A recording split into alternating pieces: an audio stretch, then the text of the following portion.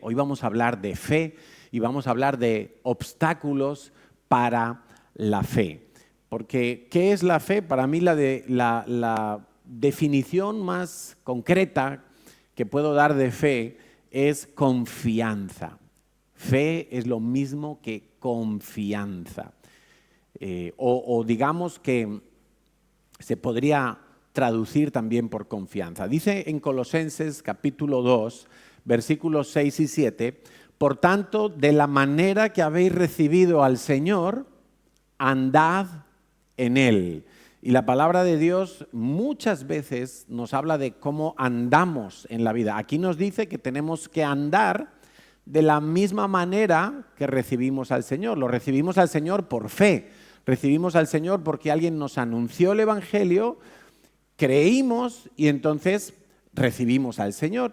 Y dice que tenemos que andar igual, que la vida cristiana no es que comienza cuando recibo a Cristo y ya Dios verá lo que hace conmigo. No, yo tengo que andar, pero también en la palabra de Dios nos dice que andemos en amor, que andemos en verdad, nos dice que andemos con firmeza, con valentía, nos dice varias veces cómo tenemos que andar. Es un estudio muy, muy bonito, pero no es el tema de hoy.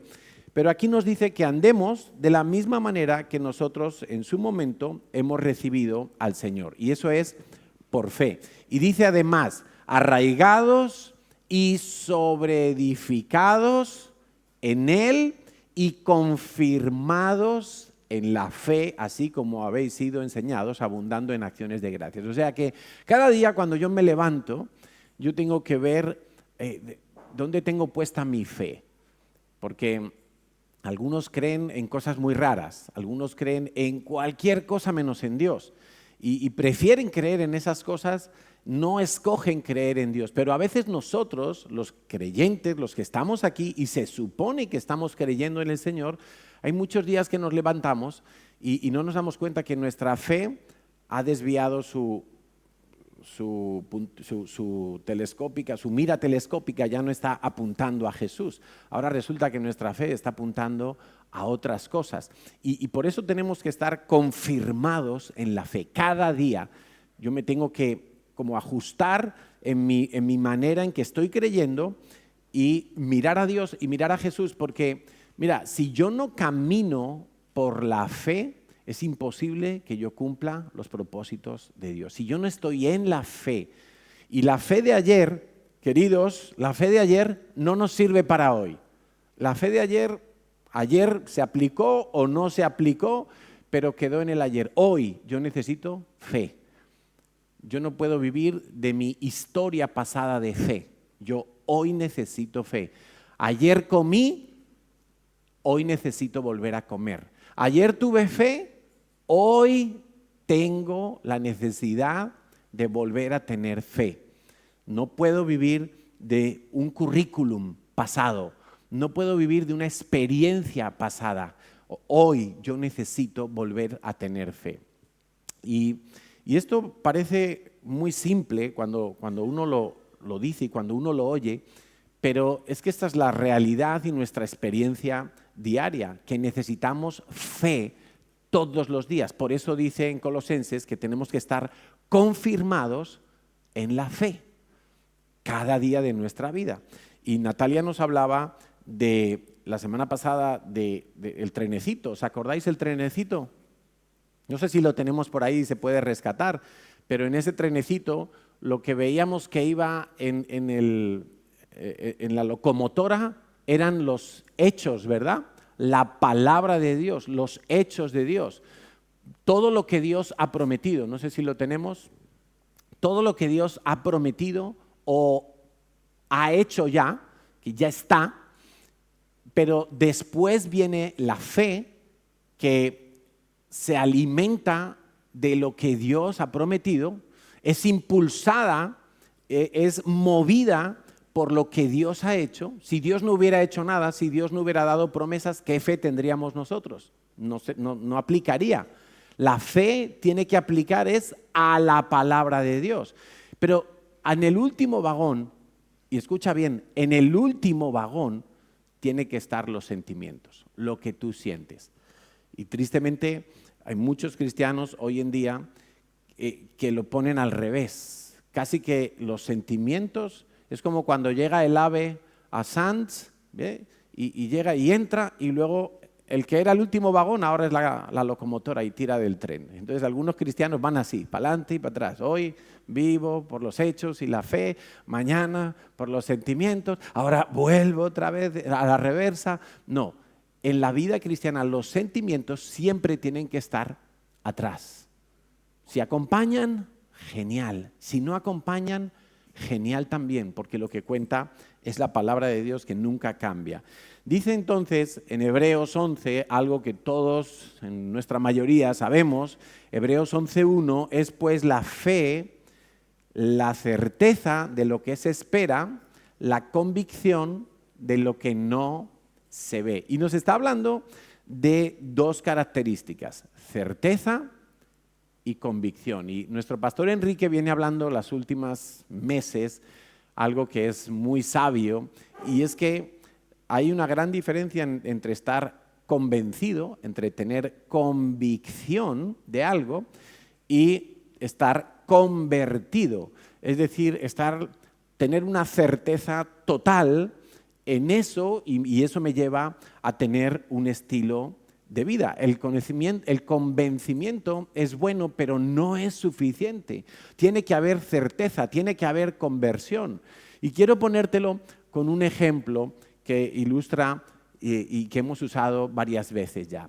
Hay un equilibrista que tiene que cruzar de un rascacielos a otro rascacielos por una cuerda que han pasado de un edificio a otro. Y hay público que está mirando al equilibrista y todo el mundo cree y está convencido de que el equilibrista es capaz de atravesar la cuerda. Tiene habilidad, lo ha hecho ya muchas veces, y todo el mundo está convencido que el equilibrista va a ir con su pértiga y y pasará la cuerda y llegará al otro edificio. Pero cuando el equilibrista recibe los aplausos, dice, bueno, ahora lo vamos a hacer más difícil todavía. Necesito un voluntario que se suba en mis hombros. Ahí nadie aparece. Ahí todos se quedan atrás. Entonces, todos estaban convencidos de que lo podía hacer, pero no estaban convertidos o no tenían la certeza de que lo podía hacer con ellos. Y esa es la gran diferencia. En la vida cristiana hay mucha gente que está convencida de que Dios es bueno, de que Dios es proveedor, de que Dios sana, de que Dios libera, de que Dios tiene un propósito para su vida, o de que Dios es todopoderoso, pero cuando toca aplicarlo a mi vida, me falta conversión, me falta certeza. Porque si yo tuviera la certeza, entonces yo no tengo ningún problema en lanzarme de cabeza a esa certeza. Entonces, una cosa es estar convencido, una cosa es creer. Dice Santiago capítulo 2, versículo 19, dice, tú crees, es decir, tú estás convencido de que Dios es bueno. Perdón, tú crees que Dios es uno. Pero mira lo que dice Santiago, bien haces. También los demonios creen y tiemblan. O sea, si tú solamente crees, eres como un demonio, dicho de otras palabras, ¿no? Un poquito feo suena, pero es real. Lo dice Santiago. Si nosotros solamente creemos, pero no tenemos certeza, somos como los demonios. Los demonios también creen. Los demonios creen que Dios es Dios, los demonios creen que Jesús es Dios, los demonios creen que el Espíritu Santo es el poder de Dios para los hijos de Dios, los demonios creen que al final de los tiempos Dios reinará sobre toda la creación. Eso todo lo creen, pero no están convertidos, son rebeldes, no se sujetan a Dios. Entonces dice el versículo 20, para darnos un poquito más de luz en todo esto, dice, mas quieres saber, hombre vano, hombre hueco, cabeza hueca, que la fe sin obras, y ahí puedes literalmente poner una palabra que es obediencia. La fe sin obediencia es muerta. No dice que está muerta, dice que es muerta. O sea, no tiene vida absolutamente. La fe sin obediencia es muerta. No fue justificado por las obras, por la obediencia Abraham nuestro padre cuando ofreció a su hijo Isaac sobre el altar. 22. ¿No ves que la fe actuó juntamente con sus obras y que la fe se perfeccionó por las obras? ¿Sabes que la palabra, la fe actuó, la palabra actuó es lo que hoy se usa tanto en los gurús y en los coaches que hablan de sinergia? Bueno, la palabra original griega ahí en la fe actuó juntamente con sus obras es la fe tuvo sinergia con las obras. Se perfeccionó, se completó la fe, se completó el creer al obedecer. Y entonces hubo un resultado. ¿Cuál fue el resultado? La justicia de Dios, la prosperidad de Dios, el respaldo de Dios, el milagro de Dios. Cuando tú crees, pero no hay obediencia, no pasa nada. Pero cuando tú crees y hay obediencia, entonces la fe se ha completado, la fe se ha perfeccionado por las obras, por la acción, por la obediencia, porque tú has trabajado esa fe. Pero si no ha hecho nada, si no ha habido ninguna obediencia, entonces, como dice el versículo 26, de la misma manera que el cuerpo sin espíritu está muerto, así también la fe sin obras, sin obediencia, está muerta. Está muerta, no sirve para nada. La fe no es algo teórico. Solo hay un tipo de fe, pero la fe tiene que estar viva y se demuestra que está viva porque está en acción, porque trabaja, porque obra, porque como dice en Gálatas, creo que es la fe que obra por el amor. Yo tengo fe en que Dios me va a proveer y entonces Dios dice, bueno, pues el que tiene 2 capas, que le dé una a su prójimo, así demuestras el amor al prójimo. La fe que obra por el amor, pero no el amor a la naturaleza, no el amor a la capa de ozono, no, el amor al prójimo. Y ahí se demuestra la fe que obra por el amor. Entonces, si simplemente tengo conocimiento, si simplemente tengo convicciones, si simplemente tengo creencias, pero no hay obras de la fe, entonces tengo una fe de cartón, tengo una fe de mentira, eso es de efectos especiales, queda muy bonita, parece una fe espectacular, pero no sirve para nada, ni siquiera me puede salvar. Menos aún hacer un milagro en mi vida. El Señor a muchos les decía, conforme a tu fe te sea hecho. Conforme a tu fe te sea hecho. Tienes que tener fe para hacer cosas. No es una fe teórica, no es una fe de conocimiento, no es una fe que está en un libro y allí hay mucha. No, la fe se tiene que traducir en acción, en movimientos, si no nos sirve para nada. ¿De qué me sirve conocer toda la Biblia si yo no trabajo la fe? Si no pongo a trabajar la fe, no sirve de nada. La Biblia no salva. Te salva la fe en lo que dice la Biblia y se demuestra porque tú confiesas el nombre de Jesús y porque tú comienzas a obedecer la palabra de Dios. Por eso hay gente que hace la oración de recibir a Cristo, pero no son salvos. ¿Por qué? Porque en verdad no hay una acción después que demuestre que se ha convertido. Tienen fe como los demonios. Los demonios tienen, no vamos a decir fe, los demonios creen. Lo acabamos de leer en Santiago. Los demonios creen, pero es que no basta solo con creer.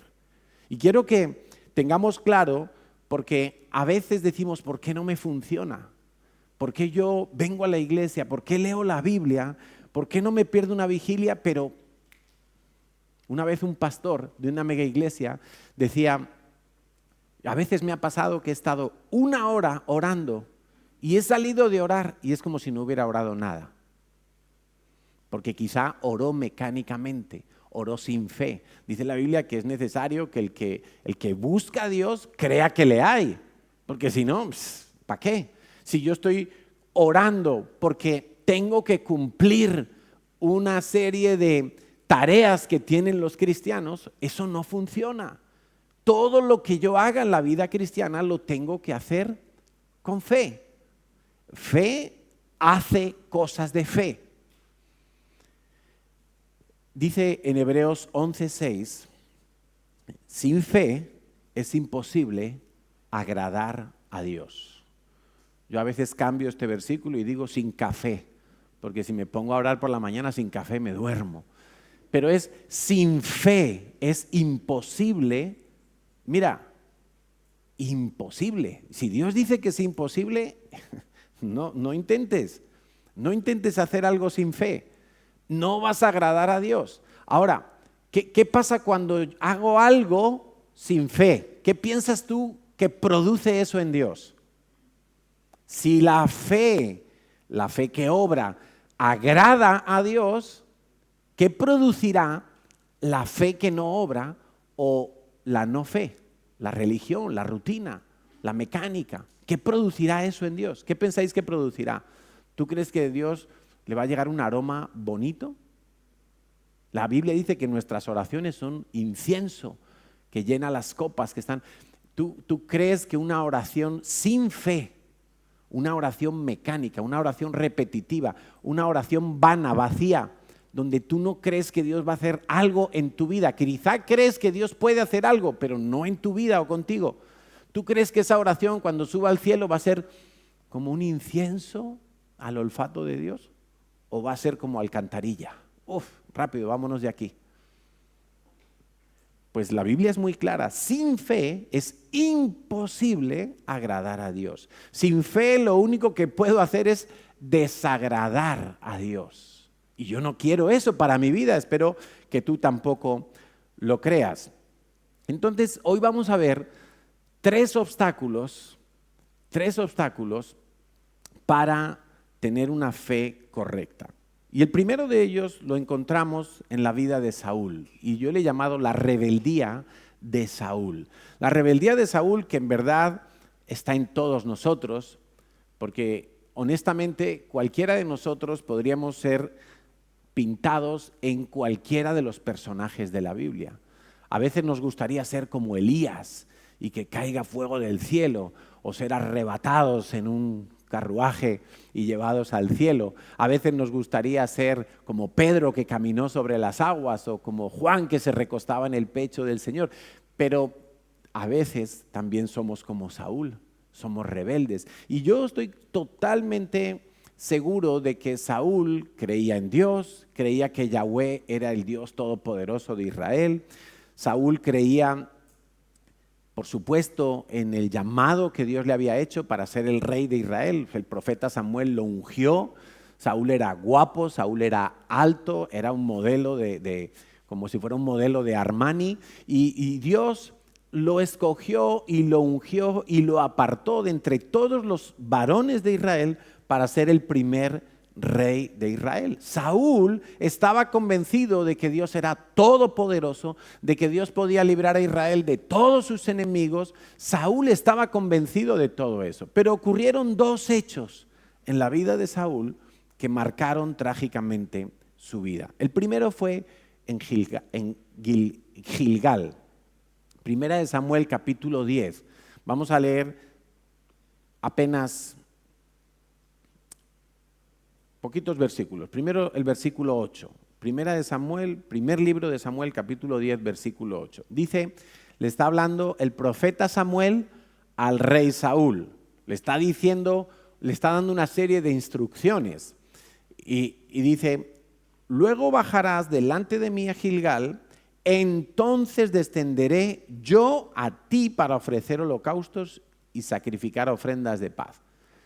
Espera 7 días hasta que yo venga a ti y te enseñe lo que has de hacer. ¿Qué tenía que hacer Saúl? Tenía que ir a Gilgal, tenía que esperar a que llegara Samuel. Samuel iba a ofrecer unos sacrificios y después de eso Samuel le diría a Saúl el resto de las instrucciones. Aparentemente eso lo entiende cualquiera de nuestros hijos que tenga 5 o 6 años, ¿verdad? Cuanto más un adulto. Bueno, vamos a ver qué pasó. Vamos al capítulo 13, vamos también al versículo 8 y empezamos a leer qué fue lo que hizo Saúl. Y él esperó 7 días, conforme al plazo que Samuel había dicho. Pero, aquí viene la prueba para la fe. Pero Samuel no venía a Gilgal. No sé, perdió el autobús, se pinchó la rueda del metro, algo pasó. La llanta del camello había que repararla, no sé. Pero parecía que se estaba agotando el tiempo. Llevaban 6 días, 23 horas y no venía Samuel. Dice, Samuel no venía a Gilgal y el pueblo se le desertaba. El pueblo al cual tenía que reinar Saúl empezó a marcharse. No, este rey nos ha dejado aquí tirados, estamos aquí esperando 7 días para nada, esto no funciona, vaya desorganización, vaya desorden. Yo sé de lo que te hablo porque a mí me pasó eso una vez. Yo me quejé una vez que tenía que servir en la iglesia y no llegó la gente. Y entonces yo me empecé a quejar. No, pues esto está mal organizado. Yo no me estaba dando cuenta que estaba escupiendo para arriba y que me iba a caer a mí mismo, porque yo soy parte de la iglesia, yo soy parte de la organización. Pero en aquel tiempo yo no era pastor. En aquel tiempo yo estaba sentado en una silla cualquiera de la iglesia. Y esto fue lo que le pasó a Saúl.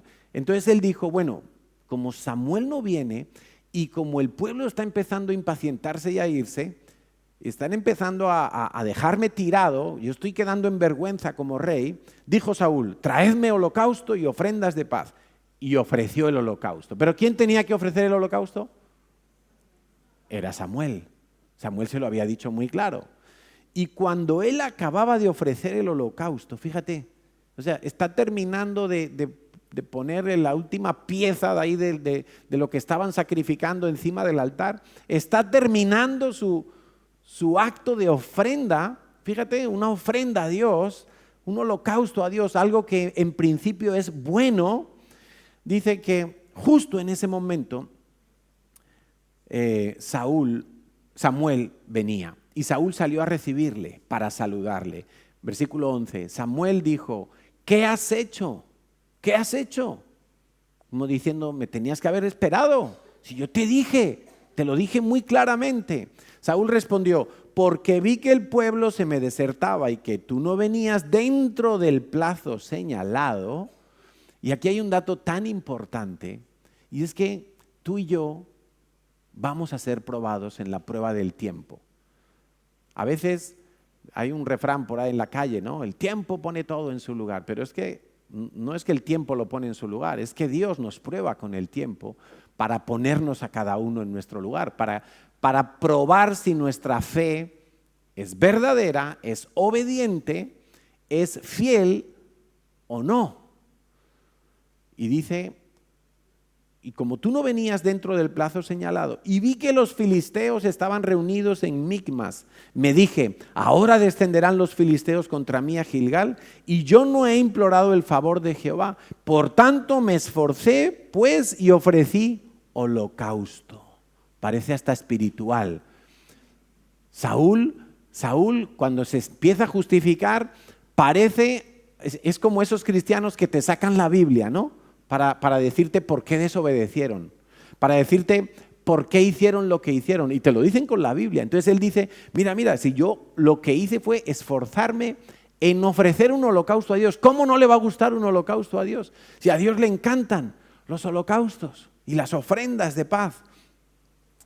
Versículo 13, entonces Samuel dijo a Saúl, locamente has hecho, porque no guardaste el mandamiento de Yahweh tu Dios, que él se lo había dado a través de Samuel. Pero Samuel dice que Dios, porque Samuel tenía muy claro que cuando él hablaba proféticamente, estaba hablando Dios. Por eso cuando tú en la iglesia recibas una instrucción de la autoridad puesta por Dios, tómalo como si fuera de Dios. No me veas a mí, no veas a Natalia, que somos hombres, efectivamente como tú y como yo. Y a veces hay gente que dice, no, es que yo, ¿por qué voy a obedecer a alguien que es como yo? Pues estás en la lona. No estás entendiendo la autoridad delegada. No estás entendiendo que Dios habla a través de hombres. Entonces Samuel le dijo, locamente has hecho, no guardaste el mandamiento que Yahweh tu Dios, Él te había ordenado, pues ahora Yahweh hubiera confirmado, imagínate, si Saúl hubiera obedecido exactamente a la instrucción recibida, Dios hubiera confirmado su vida en el trono. Y dice, para siempre. Sabemos que perdió ese derecho, perdió ese privilegio y se le fue otorgado a David, el sucesor. Pero si él hubiera obedecido, ¿de quién dependía? De él. ¿Cuál era el deseo de Dios? Que él fuera rey para siempre sobre Israel. Él, su hijo, su nieto, etcétera, etcétera, etcétera. El Mesías hubiera nacido de la línea genealógica de Saúl en lugar de la línea de David. Pero no. Él no obedeció, por lo tanto no hubo la confirmación, no hubo el respaldo de Dios. Si nosotros tenemos rebeldía en nuestro corazón, no podemos esperar que Dios confirme nada en nuestras vidas. Y quizá eso responde a la pregunta, ¿por qué a mí no me funciona?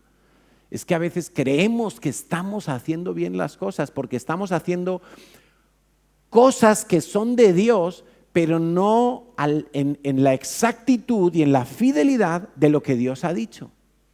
Entonces, no, yo estoy adorando a Dios, yo estoy evangelizando, yo estoy discipulándome, pero ¿lo estás haciendo en la fidelidad de Dios, en cómo Dios te ha dicho que lo hagas? Porque si no, estás teniendo un corazón rebelde, Dios no va a confirmar eso, no lo va a confirmar. El segundo evento en la vida de Saúl fue un poquito más adelante, en Amalec. Amalec era un reino que estaba por ahí cerca de Israel y tenía un rey que estaba amenazando a Israel. Y dice en primer libro de Samuel, capítulo 15, dice así, después Samuel dijo a Saúl, Yahweh me envió para que te ungiese por rey sobre su pueblo Israel, ahora pues está atento a las palabras de Dios. Claro, Samuel ya sabe que a Saúl le costaba prestar atención. Ya había visto con anterioridad que no esperó 7 días, esperó 6 días y 23 horas.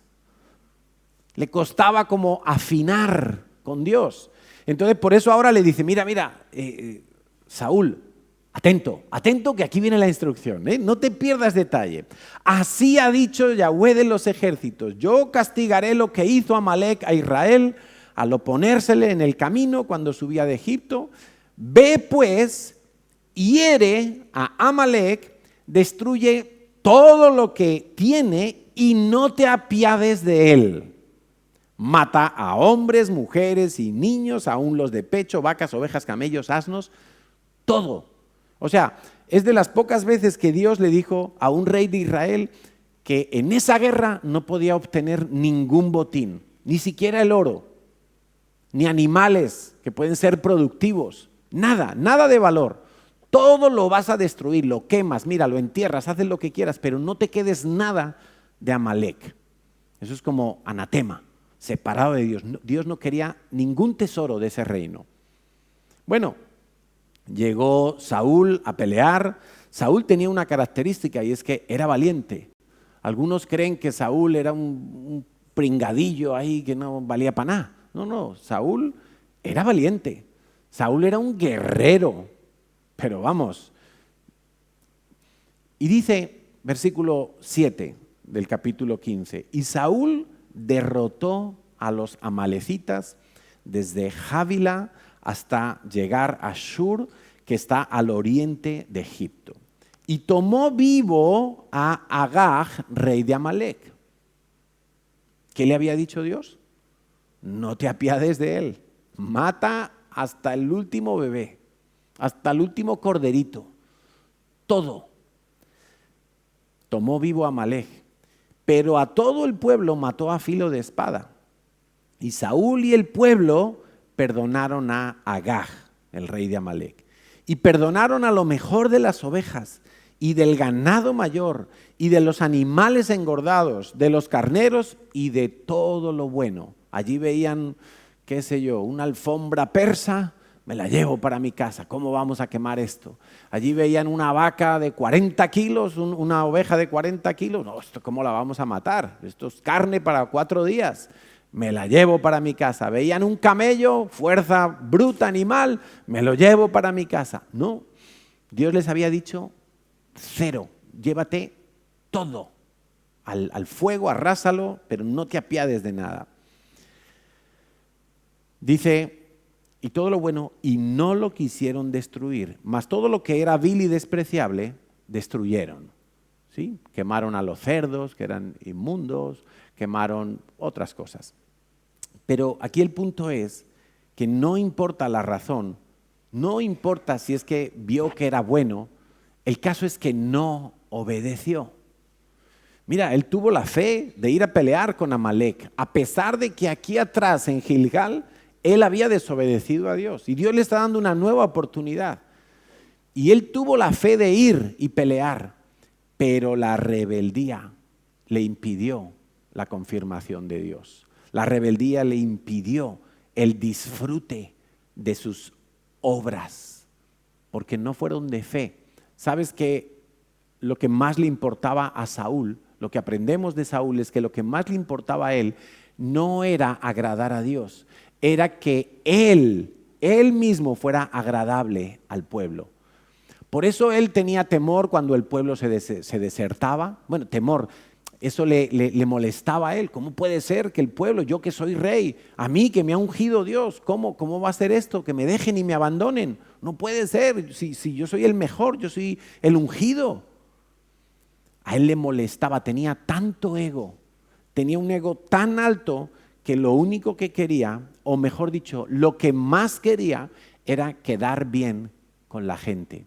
Y hay tanta gente cristiana que le pasa lo mismo y que con tal de quedar bien con la gente están dispuestos a desobedecer a Dios.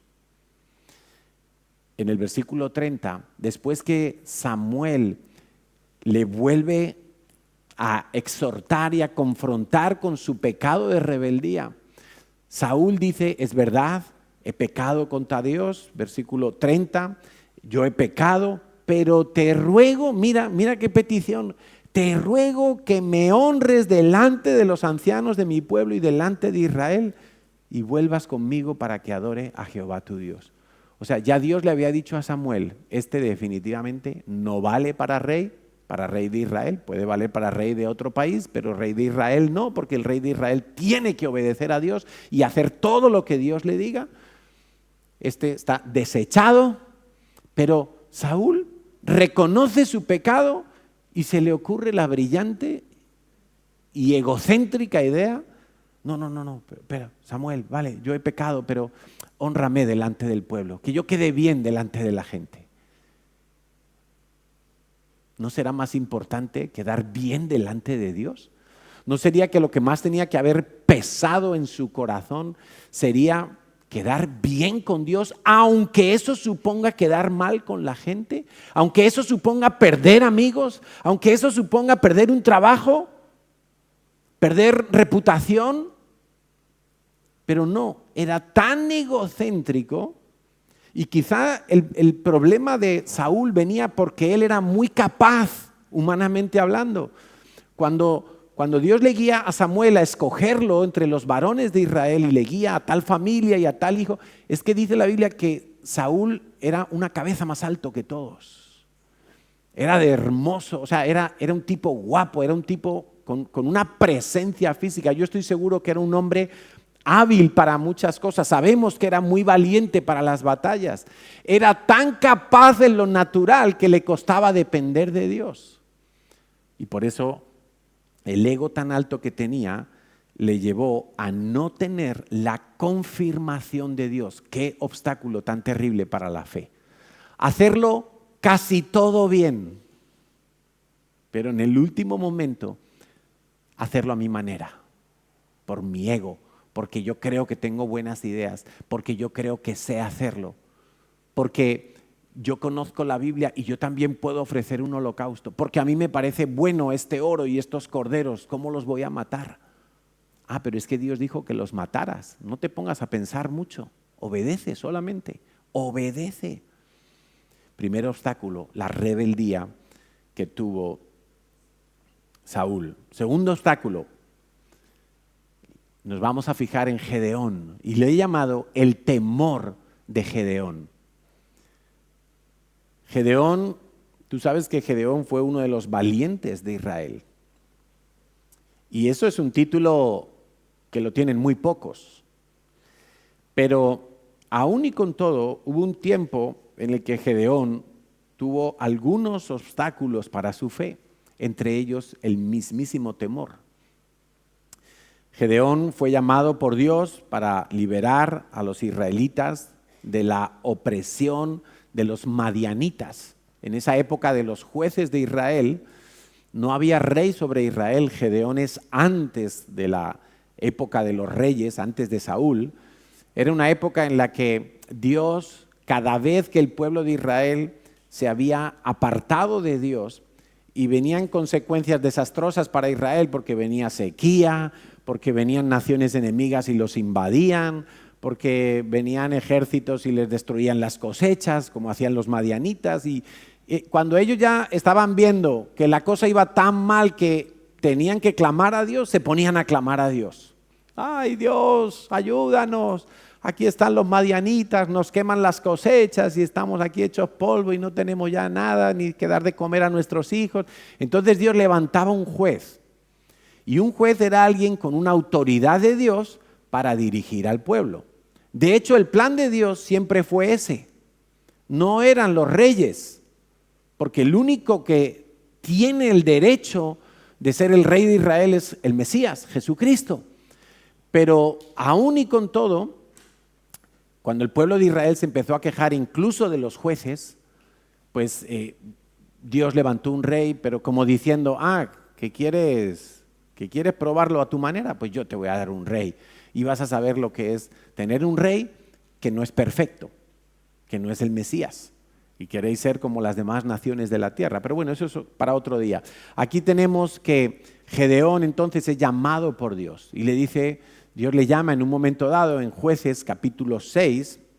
Y Dios le dice a Gedeón, oye Gedeón, tú vas a librar a mi pueblo Israel de toda esta opresión de los madianitas. He oído el clamor de Israel y te he escogido a ti. Tú vas a liderar la respuesta para estos enemigos. Y tú vas a ser el catalizador y el que va a ir al frente para quitar a estos enemigos de Israel y que mi pueblo tenga paz.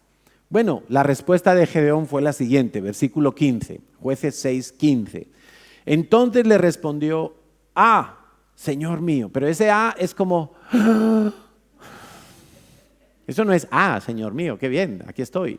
No, eso es como, ¿qué? ¿Yo? ¿Con qué salvaré yo a Israel? He aquí mi familia es pobre. Primer obstáculo en la vida de Gedeón, tenía una mentalidad literalmente de pobreza. Seguramente su familia era pobre en el sentido de tener muy pocos recursos y además había empobrecido más a causa de toda esa opresión que ejercían los madianitas. Los madianitas se especializaron en destruir las cosechas de los israelitas. Imagínate, en aquella época, si tus cosechas se quemaban, pues no tenías literalmente para comer. Era una desgracia muy grande.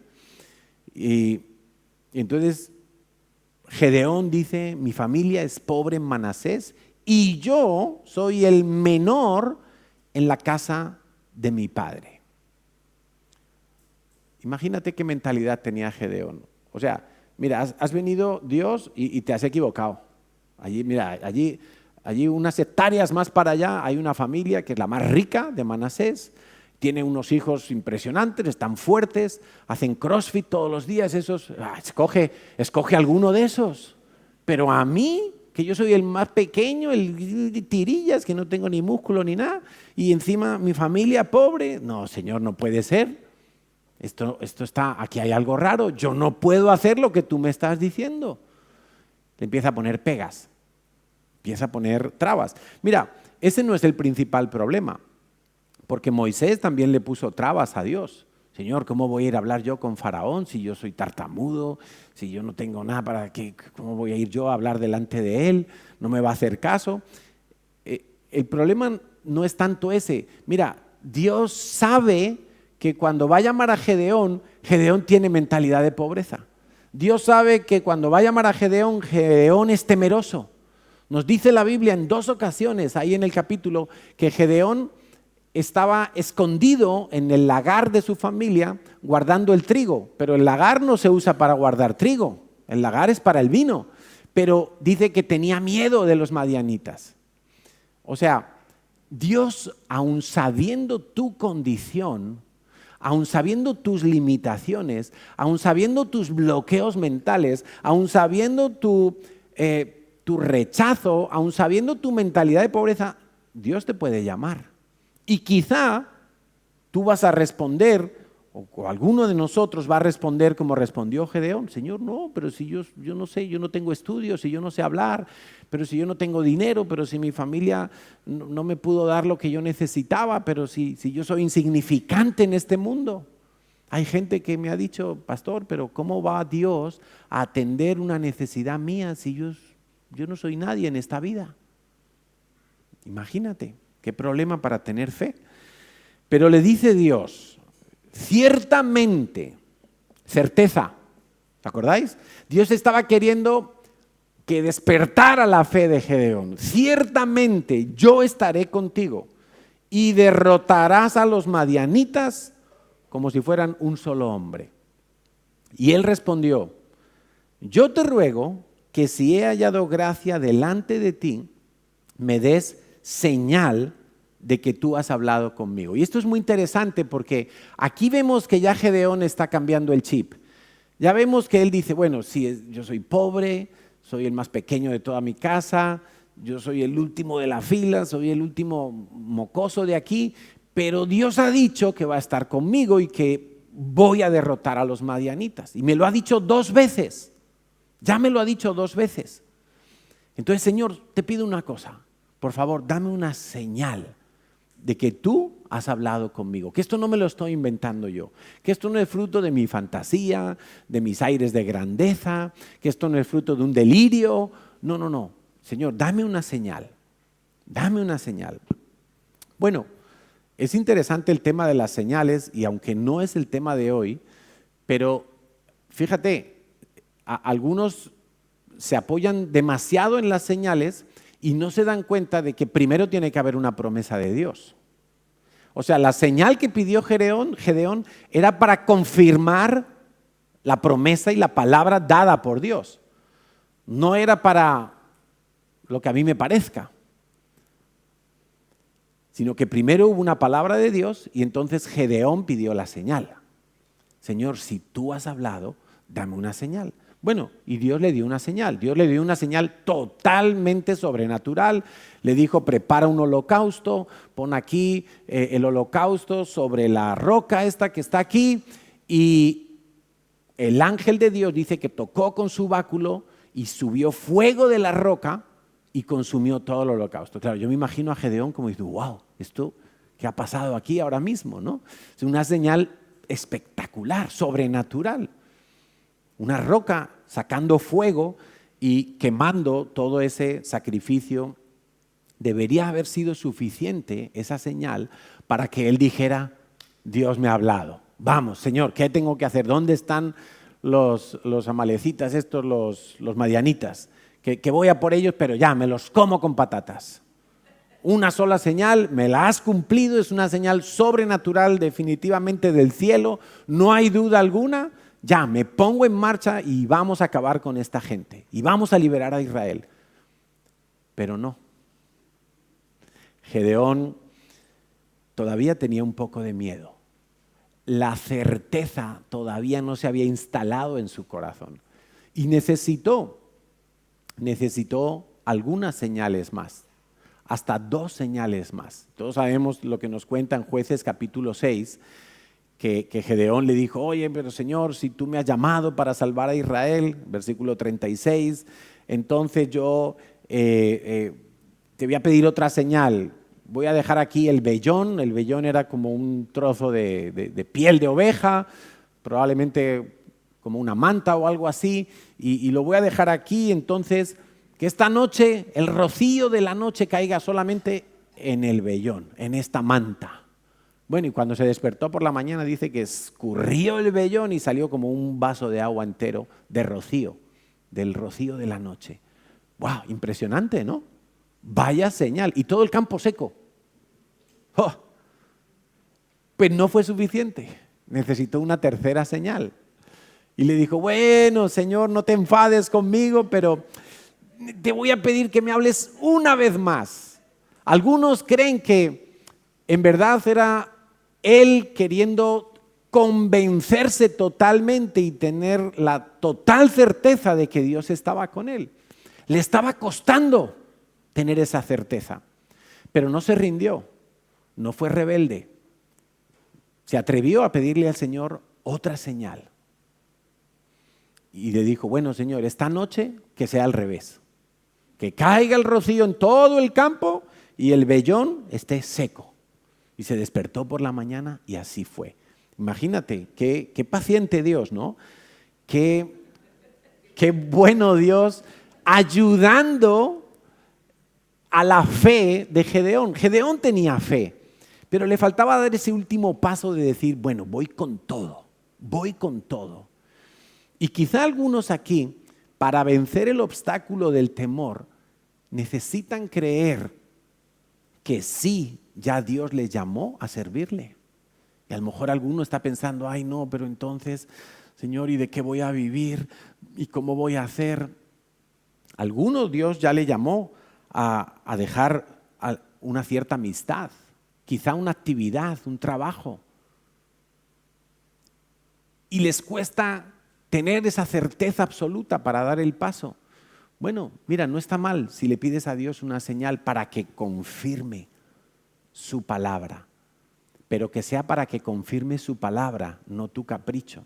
O sea, por ejemplo, si Dios dice que guardes el domingo y tú trabajas en domingo y tú estás luchando en tu fe allí, bueno, ¿será que tengo que dejar este trabajo de domingo? Le puedes pedir una señal al Señor, se la puedes pedir, pero solamente si estás dispuesto a obedecer. Si estás dispuesto a obedecer, Dios responderá a esa señal y te hablará claramente a través de una señal lo que ya está escrito, lo que ya está dicho. Entonces solo te quedará obedecer, tirarte de cabeza a la promesa de Dios. Y Dios, por supuesto, no te va a defraudar. A veces nos pasa, como decía antes, que creemos, yo estoy seguro que Gedeón creía que Dios podía librar a Israel de los madianitas, pero ¿lo haría con él? ¿Lo haría siendo él el que tuviera que liderar esa respuesta al ejército enemigo? Y ese es el problema muchas veces en nosotros, que creemos que Dios lo puede hacer, pero ¿lo hará conmigo? ¿Lo hará en mi vida? ¿Lo hará en mi familia? ¿Lo hará en mis hijos? ¿Lo hará en mis finanzas? ¿Lo hará en mi matrimonio que está herido de muerte? ¿Lo hará en mis emociones que están como locas? ¿Lo hará en mi mente que no deja de pensar sí y no? Yo sé que Dios lo puede hacer, creo que Dios es todopoderoso, pero ¿lo será conmigo? ¿Lo hará en mí? Dios lo puede hacer en ti. Y cualquier promesa que está escrita por Dios, tú le puedes pedir a Dios una señal. Si crees que lo necesitas, si te falta como ese último escalón de certeza, pídele una señal a Dios. No pasa nada, Dios es bueno, pero obedece a lo que Dios te diga. Obedece cuando Dios te lo diga. Porque, como decía Natalia en su oración, el temor apaga la fe. Y el temor de Gedeón estaba impidiendo que él obrara lo que Dios le estaba pidiendo. El temor, Dios le dijo, de lo primero que Dios le dijo a Gedeón después de estas señales fue, ve y derriba los ídolos de tu familia. Tú tienes que ir a la guerra sin ídolos. No puedes llevar ese lastre en tu vida. Tú tienes que ir a la guerra en el nombre de Yahweh, no en el nombre de tu familia. Y de lo de tu familia que estorba, córtalo. Y en este caso eran ídolos, tenían unas estatuas allí inmensas de Baal. Y él dice que tenía miedo de su familia cuando él derribara ese ídolo. Por eso lo hizo de noche. Eso fue después de la primera señal. Él todavía estaba ahí un poco, sí, estaba obedeciendo, pero el temor quería paralizarle. El temor quería apagar su fe. El temor apaga la fe. El miedo apaga la fe. ¿A qué tienes miedo? ¿Tienes miedo a que Dios te desampare? Pero Dios ha dicho que no te va a desamparar. ¿Tienes miedo a quedarte sin recursos económicos? Pero Dios ha dicho que te va a dar de comer y te va a dar de vestir y que te va a dar el sustento necesario cada día. ¿Tienes miedo a la soledad? Dios ha dicho que va a estar contigo. ¿Tienes miedo a la muerte? Dios ha dicho que te va a resucitar en el día postrero. ¿A qué tienes miedo? El miedo que tú tienes hoy, si no lo trabajas, si no lo echas fuera, te apaga la fe. Y la manera de echar fuera el temor es con el amor de Dios. En el perfecto, dice primera de Juan 4:18, en el amor no hay temor, sino que el perfecto amor desaloja, desocupa el temor. ¿Cuál es el perfecto amor? Saber que todo lo que Dios ha dicho se va a cumplir en tu vida. Si Dios ha dicho que te ama, nunca va a dejar de amarte. Si Dios ha dicho que perdona todos tus pecados, quiere decir que nunca te va a señalar por algún pecado. Si Dios ha dicho que te va a dar de comer, quiere decir que Él lo va a hacer. Lo va a hacer. Pero es que lo siento muy lejos. El trenecito. Los sentimientos atrás, a la cola. A la cola. Y cuando tú crees y obedeces a la palabra, llega un momento que los sentimientos se acoplan a esa verdad de Dios. Y lo que antes sentías al contrario de la verdad de Dios, ahora empieza a sentir tus emociones, tu alma empieza a disfrutar de la verdad de Dios. Empiezas a sentir el placer de obedecer la verdad de Dios, como decía el salmista. Tercer obstáculo, me fijo en Abraham. Y le he llamado la impaciencia de Abraham. Podría haberle llamado también la carne de Abraham, porque podría ser perfectamente. Abraham tenía 75 años cuando Dios lo llama de su tierra de Ur de los Caldeos y le dice: oye Abraham, sal de tu tierra, de tu parentela, vete al lugar que yo te mostraré. Dios le empieza a hacer unas promesas asombrosas a Abraham. Abraham estaba casado con Sarai en ese momento. Sarai era estéril, no podían tener hijos, y Dios le dice: mira, yo te voy a dar una descendencia que si tú sales y te pones a contar las estrellas, pues más numeroso que eso va a ser tu descendencia. Si tú vas a contar la arena del mar, más numeroso que eso va a ser la descendencia que yo te voy a dar. Va a ser una descendencia incontable. Voy a hacer de ti una nación grande que va a bendecir a todas las familias de la tierra. Estaba hablando de Israel. De ahí viene Génesis 12:3. A los que te bendijeren, yo voy a bendecir. Por eso nosotros bendecimos a Israel y apoyamos a Israel en todo lo que hace. No es política, es una cuestión espiritual. No es política, no es una cuestión de guerra sí o guerra no. Es una cuestión de bendecir a Israel para que Dios también nos bendiga a nosotros. Y había un problema para que se cumpliera esa promesa de Dios, y es que pues Abraham tenía 75 años, pero es que además Sara era estéril. Y Sara había perdido la costumbre de las mujeres, dice la Biblia. Ya no tenía el periodo, no tenía óvulos. Era humanamente imposible que ellos pudieran vivir esa promesa de Dios. Pero Dios le reconfirma a Abraham varias veces en su trayecto mientras va de Ur de los Caldeos a Canaán, luego hay hambre y tienen que ir a Egipto, luego tienen que volver de Egipto. Bueno, hay un peregrinaje ahí de 25 años, y en esos 25 años varias veces Dios le dice a Abraham, yo te voy a dar descendencia, yo te voy a dar descendencia. Bueno, a mitad de ese periodo, más o menos cuando habían pasado 11 años, Abraham le dice a Dios lo siguiente, Génesis 15, versículo 3. Interesante esta conversación de Abraham. Dice Dios, mira, no me has dado prole, y he aquí que será mi heredero, porque Abraham era un hombre rico. No te olvides de ese dato, Abraham era un hombre rico, tenía esclavos, tenía mucho ganado, a pesar de haber tenido que salir de su lugar de origen. Dice, va a ser mi heredero un esclavo de los que han nacido en mi casa. Versículo 4. Luego vino a él la palabra de Dios diciendo, no te heredará un esclavo, sino un hijo tuyo será el que te heredará. Y lo llevó fuera y le dijo, mira ahora los cielos, cuenta las estrellas, si las puedes contar. Y le dijo, así será tu descendencia. Y creyó, escucha, y creyó a Dios y le fue contado por justicia. En ese momento Abraham no tuvo que hacer nada. En ese momento simplemente Dios le dijo, tú vas a tener descendencia. A pesar de que habían pasado 11 años, ya él tenía 86 años y no tenía hijo. Y Sara era estéril toda la vida. Y ya Sara no tenía el periodo.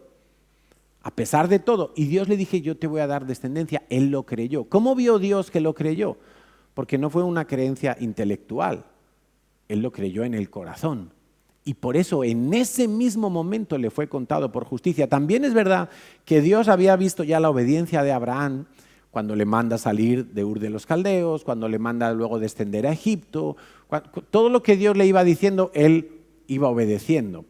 Y en esta ocasión Dios, por adelantado, le cuenta por justicia porque Dios estaba viendo el corazón de Abraham. Abraham, no tiene ninguna duda de que Dios lo va a hacer. Y en ese tránsito, Sarai se llamaba en ese momento, su mujer, tiene una idea y le dice, mira Abraham, como Dios te ha dicho que vas a tener descendencia y te ha dicho que no van a ser los esclavos que están en casa, pues mira, yo tengo una esclava, Agar, que todavía está en edad fértil, yo te doy permiso para que te acuestes con ella y el hijo que tengas, pues ya está, se cumplió la promesa. Dios contento y todos contentos en casa. Bueno, y a Abraham pues no le pareció mal y se acostó con Agar, la dejó preñada y a los 9 meses nació Ismael. Ismael, que significa Dios escucha, vaya problema con Ismael. Vaya problema porque al momento de nacer Ismael, Agar empezó a chulearse de Sara, empezó a decirle, mira, yo tengo hijo, tú no tienes, yo soy fértil, tú eres estéril, empezó a burlarse de ella, y ella se sentía muy mal. Pasaba lo mismo más adelante con los hijos, pero bueno, en ese momento Abraham se ve como extrañado y Dios le dice a Abraham en Génesis 18, le vuelve a reconfirmar que la descendencia no será la de Agar, sino que será con Sara. Ahí en Génesis 18 Dios le dice, Abraham, yo te prometí que ibas a tener descendencia. Te dije que no iba a ser del esclavo. Piensa un poco, ¿por qué te acuestas con Agar? No, que mi mujer me lo dijo.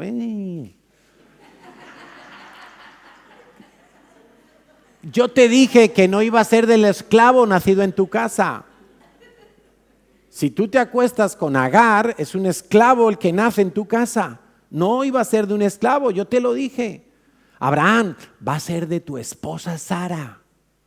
Ah, va a ser de mi esposa Sara. Bueno, ahí es cuando cuenta que Sara, que estaba oyendo, pues se rió y Abraham la regañó, ¿no? ¿Por qué te has reído? No, yo no me he reído, estaba ahí disimulando. Bueno, al punto que voy, cuando Dios por fin les da el hijo, Dios le dice, mira, te voy a visitar por este tiempo, vas a tener tu bebé, le vas a llamar Isaac, que quiere decir risa, y genial, y nace Isaac. Pero ahora empieza otro problema, y es que Agar se burlaba de Sara, pero es que Ismael empieza a abusar de Isaac. Claro, Ismael era mayor, unos cuantos años más mayor, entonces pues, me imagino que le daba collejas, le ponía la zancadilla, le quitaba la comida del plato, empezaba como a bullying ahí a saco. Y entonces dice Génesis 21, del 8 al 10, creció el niño, Isaac, y fue destetado, e hizo Abraham gran banquete el día que fue destetado Isaac. Y vio Sara que el hijo de Agar la egipcia, presta atención a esto, por favor, el hijo de Agar la egipcia, el cual ésta le había dado a luz a Abraham, se burlaba de su hijo Isaac. Por tanto, dijo Sara a Abraham, echa a esta sierva y a su hijo, porque el hijo de esta sierva no ha de heredar con Isaac mi hijo. Y aquí estamos hablando de, fíjate qué decisión tan radical. Sara le dice a Abraham, a Agar e Ismael, al desierto. Me da igual si se mueren de hambre, de sed, si se los come una hiena o les pica una víbora. Fuera, estos no van a heredar lo que tiene que ser de Isaac y lo que Dios ha dicho, que es en Isaac la promesa, no es en el hijo de la esclava. Entonces, ¿qué aprendo yo aquí? La solución que buscó Abraham y Sara de acostarse con Agar en esa impaciencia de que se cumpla la promesa de Dios, en esa carne de decir, bueno, vamos a ayudar a que Dios cumpla su promesa, pues fue una mala solución. Y todo lo que yo hago, no guiado por el Espíritu, sino en la carne, no guiado, sí estaba guiado por la fe, porque a Abraham nunca le faltó la fe. O sea, el punto aquí es que Abraham, la Biblia dice que es el padre de la fe. O sea, el héroe de la fe número 1 en la Biblia es Abraham. Vaya fe tuvo Abraham, que después que Dios le da a su hijo y le dice, ahora me lo sacrificas, y estuvo dispuesto a sacrificarlo. Tenía una fe muy, muy fuerte, pero el problema de Abraham fue mezclar la fe con sus ganas de colaborar, con sus ganas de que no vaya a ser que Dios se ha olvidado o Dios está como tardando mucho, voy a meterle yo de mis ingredientes. En vez de usar elementos espirituales, le metió lo natural. Acuéstate con la esclava. Y cuando yo hago eso en la vida cristiana, las consecuencias van a durar mucho tiempo, van a estar ahí visibles, me van a molestar. Hasta el día de hoy, los ismaelitas fueron los que compraron a José en el desierto y lo llevaron a Egipto y lo vendieron. Hasta el día de hoy los ismaelitas son un problema para Israel. La nación actual de Israel de hoy, que está amenazada por todos sus lados, menos por el mar, es fruto de aquel error de Abraham. No fue un pecado, ¿vale? No fue un pecado en el sentido de que, Abraham desobedeció a Dios abiertamente en algo. No, fue simplemente que mezcló la fe con lo natural. Entonces, en vez de esperar el cumplimiento de la promesa, él metió la mano como si tuviera que corregir algo de lo que Dios, y mezcló. Y al mezclar vino el problema de Ismael, vino el problema de Agar, que se enseñoreaba de Sara. Ismael se enseñoreaba de Isaac. Y hasta el día de hoy, qué problema. Y mira hasta qué punto no fue, por decirlo así, un pecado.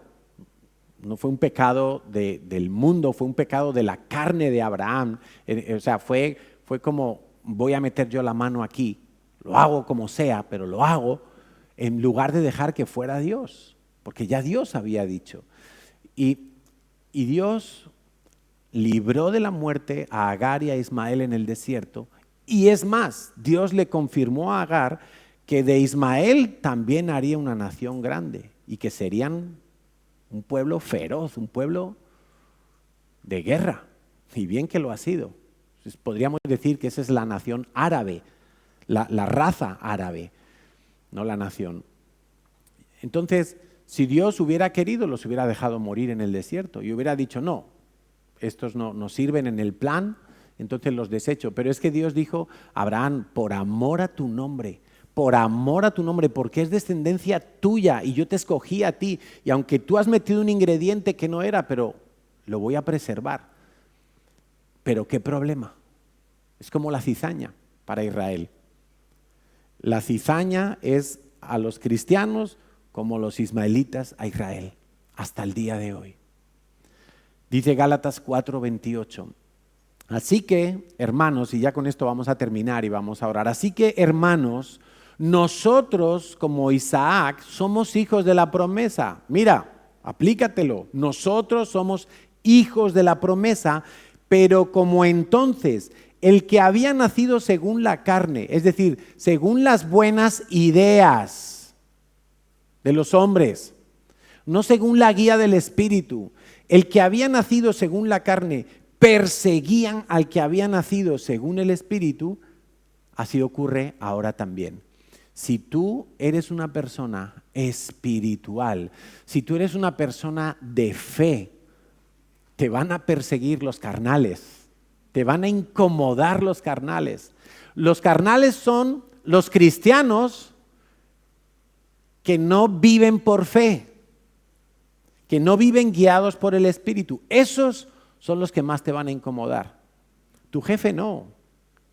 Tu jefe ateo o tu vecino ateo, pues le haces tú a tu trabajo, hazlo bien y ya verás que tu jefe está contento. Pero los carnales y mis propias obras de la carne van a ser las que más dificulten mi crecimiento espiritual. Toma nota de eso. Lo que yo he producido en la carne, sin la guía del Espíritu Santo, va a ser lo que más me estorbe el resto de mi vida. Siempre va a estar ahí, para que yo me acuerde, para que yo sepa lo que hice. Pero dice el versículo 30, ¿mas qué dice la Escritura? Echa fuera a la esclava y a su hijo, porque no heredará el hijo de la esclava con el hijo de la libre. De manera, hermanos, que no somos hijos de la esclava, sino de la libre. El obstáculo para la fe de Abraham fue entonces meterle un poquito de carne, meterle un poquito de sus ideas, meterle un poquito de su iniciativa. Y parecía una buena obra, parecía una obra de fe, pero en verdad no era una obra de fe. El meterse con Agar en la cama no fue una obra de fe. Él quería, sí, el cumplimiento de las promesas de Dios, pero lo hizo de la manera diferente a como Dios se lo había dicho. Entonces, ¿qué problema cuando nosotros, que sabemos mucha Biblia, que tenemos mucho conocimiento, que llevamos muchos años en la vida cristiana y ya empezamos a hacer las cosas como a mí me parece? Porque ya no le pregunto a Dios, porque ya no dependo de la guía del Espíritu Santo, porque ya yo esto me lo sé, entonces lo hago simplemente, o porque tengo una buena idea, pero no me detengo y le digo, Señor, ¿es esto? ¿Es así? ¿Es como tú lo quieres? ¿Esto es lo que tengo que hacer? Hay tanta gente en la vida cristiana que toma decisiones emocionales, carnales, decisiones que son como, esto es lo que a mí me parece, y además esto va a ayudar a que se cumpla el plan de Dios. Y entonces, ¿dónde queda preguntarle a Dios? ¿Dónde queda esperar el tiempo de Dios? No seamos impacientes. Mira, alguno podría decir, ¿por qué Dios esperó tanto para que Abraham tuviera a su hijo y lo tuviera de Sara? Pues quizá Dios esperó tanto para demostrarle mayormente de una manera más evidente que era solamente el poder de Dios lo que iba a obrar allí. 100 años tenía Abraham cuando se quedó embarazada Sara. 100 años. 100 años. Ella estéril. Nunca había tenido un embarazo. Ya no tenía ni el periodo. Y Dios lo habló y concibió de Abraham. Eso no fue como María, que fue embarazada del Espíritu Santo. No, eso fue de Abraham. Ahora, ¿cómo lo harían allí los yayitos? No lo sé, pero se cumplió la palabra. Se cumplió y atinó, porque estaba dicho por Dios. ¿Cuántas veces nosotros, por nuestra impaciencia, queremos como ayudar a Dios a que se cumplan las cosas? Y entonces metemos un ingrediente, metemos una idea y no funciona. No es que no funcione, funciona, pero no es a la manera de Dios. Entonces Dios no puede contar con eso. Por eso dice, echa fuera a la esclava y a su hijo. Llega un momento que tú tienes que decir, hombre, pero esto que yo produje aquí y era para Dios, y Dios te va a decir, no, esto quítalo. Quítalo y hazlo a mi manera. Hazlo a mi manera. Comprar o vender antes de tiempo, como la chica convertida y espiritual de la iglesia no me hace caso, entonces me busco una por ahí en la discoteca y voy a convertirla yo. Y mira, y quizás se convierta, pero a lo mejor después de un embarazo no deseado, a lo mejor después de 1000 enredos, de perder muchas cosas en el camino. No busques tú el cumplimiento de lo que Dios se ha comprometido a hacer. Deja que Dios lo haga. Deja que Dios lo haga. Porque Ismael fue un problema para Israel y hasta el día de hoy lo es. Y no impidió que se cumpliera el propósito de Dios con Israel, pero sí que fue un obstáculo en un momento en la vida de Abraham. Yo me imagino que cuando Dios le dice a Abraham, hombre, yo te he dicho que va a ser tu descendencia y no del esclavo nacido en tu casa. Yo creo que eso fue como un jarro de agua fría para Abraham. Debió de pensar, en mi fe, con la fe que yo tengo, ¿cómo he podido meterle este ingrediente extraño aquí de mi carne? No puede ser.